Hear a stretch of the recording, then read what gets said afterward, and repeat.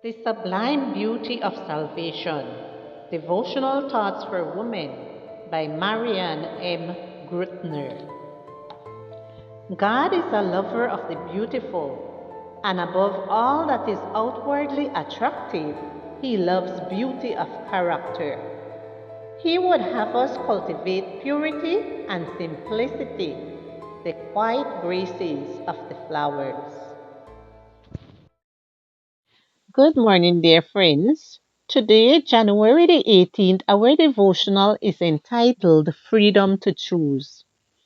Our scripture reading is from Proverbs chapter 14 and verse 12. There is a way that seems right to man, but its end is the way of death. The ability to choose is the most precious attribute we were endowed with in creation, as it makes us free beings who determine our destiny. God did not make us robots. He gave us a hierarchically organized mind so that reason and conscience control our actions, emotions, and relationships and give us the discernment to choose. Sin distorted this order, and human discernment were compromised. Sometimes only cold reason commands choices, sometimes a sick conscience, sometimes emotions. Some choices are easy to make, while others take us out of our comfort zone, causing fear and insecurity. It is out of fear of taking our responsibilities, risks, and consequences that many people let others make their choices for them. However, we are mature and independent beings to the extent that we make our own choices, taking responsibility for the risks and the consequences that arise from them. The brain carries out several mental processes such as perception, learning, thinking, attention, memory, and others. Therefore, the models we have had, our beliefs and convictions, and our constant learning are relevant when we make choices.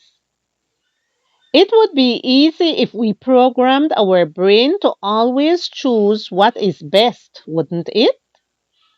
However, our internal guide to right and wrong is very unreliable because of sin. Therefore, we need divine wisdom for each choice we have to make. During some choices, we will face agonizing crossroads because our reason may show us one way and God another. Therefore, we will have to deny cherished desires if we want to choose the best. However, we will end up on the path of life if we always accept God's guidance. God has given us the power of choice. It is ours to exercise. We cannot change our hearts.